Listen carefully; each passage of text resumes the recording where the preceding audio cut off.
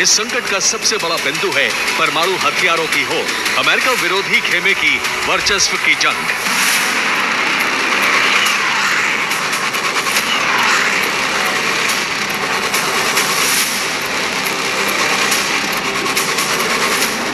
Iran को चोरी छिपे परमाणु तकनीक मिलना, ईरान को पहले से तैयार एटम बम भी मिल सकता है। ईरान के परमाणु संयंत्रों पर हमले के बाद ही रूस ने इसकी चेतावनी जारी कर दी थी।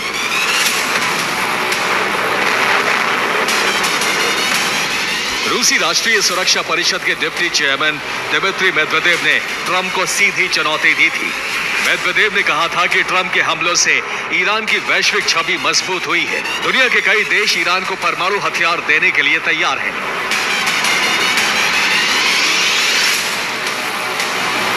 अब रिपोर्ट यह है कि ईरान को परमाणु हथियार देने का अंडरग्राउंड कार्यक्रम शुरू हो चुका है। रूस ने इस कार्यक्रम की शुरुआत की, लेकिन वो एनपीटी का सदस्य है, इसलिए रूस नहीं देगा। यही स्थिति चीन के साथ है कि वो भी एनपीटी के नियमों से बंधा है। वो भी ईरान को परमाणु हथियार देकर पाबंदियां नहीं झेलना चाहेगा। इसीलिए ईरान को नॉर्थ कोरिया या पाकिस्तान से परमाणु हथियार दिलाए जा सकते हैं। ये दोनों देश एनपीटी के सदस्य नहीं हैं।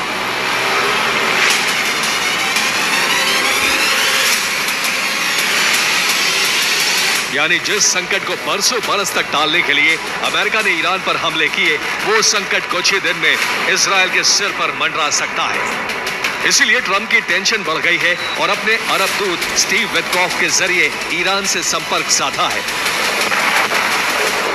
And right now we're on a diplomatic path with Iran. The president and his team, namely Special Envoy Witkoff, continue to be in communication with the Iranians and especially our Gulf and Arab partners in the region to come to an agreement with Iran.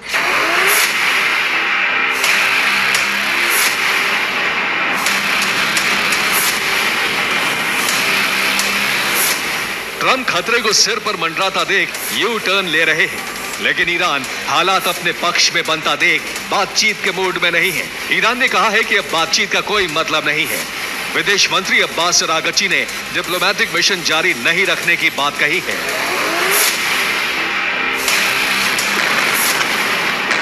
राष्ट्रपति Trump ने खतरे को भांपकर नरम रुख अपनाते हुए Iran की petroleum industry से कुछ पाबंदियां भी हटाई हैं। इसके साथ ही ईरान को नए न्यूक्लियर प्लांट का ऑफर भी दिया है।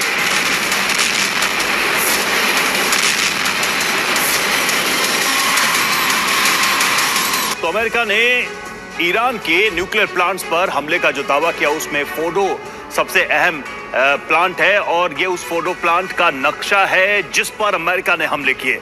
अब अमेरिका ने कहा है कि ईरान को ऐसा ही प्लांट बनाकर देने के लिए तैयार है, जिसके लिए $30 बिलियन की मदद का ऑफर दिया गया है। इसके अलावा ईरान के फ्रीज किए गए $6 बिलियन भी लौटाने का ऑफर दिया गया है। अमेरिका ने कहा है कि वो फोर्डो के नुकसान की भरपाई भी करने को तैयार है। फोर्डो जैसा नया परमाणु प्लांट भी ईरान के लिए बनाने का ऑफर है। अमेरिका ने कहा है कि इस काम में उसके अरब सहयोगी देश वित्तीय मदद करेंगे। इसके अलावा ईरान के लिए नए परमाणु ऊर्जा केंद्र का निर्माण भी अमेरिका करने को तैयार है, जो काम अभी तक रूस कर रहा था। लेकिन अमेरिका ने शर्त रखी है कि ईरान को एनरिचमेंट की सुविधा नहीं मिलेगी। इन सब शर्तों पर ईरान तैयार होता है तो प्रोग्राम की निगरानी यूएस के सहयोगी देश करेंगे।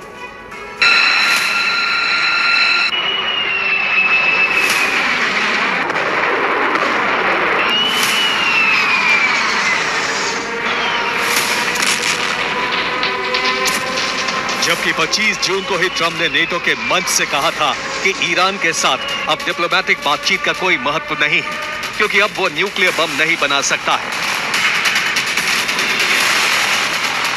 लेकिन ट्रंप को अब इस बात की चिंता सताने लगी है कि ईरान हमलों के बाद घायल शेर की तरह है, जो अपने सबसे बड़े हित को साधने के लिए बड़े से बड़ा नुकसान झेलने का मन बना चुका है।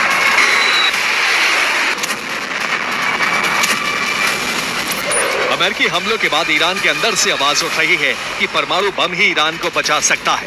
अगर उसके पास एटम बम होता तो अमेरिका या इजराइल हमला करने की हिम्मत नहीं करते।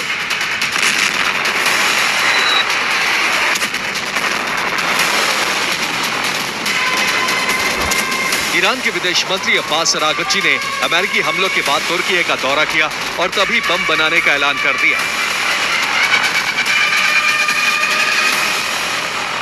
अरागची ने कहा था कि परमाणु अप्रसार संधि ईरान की रक्षा नहीं करेगी। ईरान को अपनी रक्षा के बंदोबस्त खुद करने होंगे।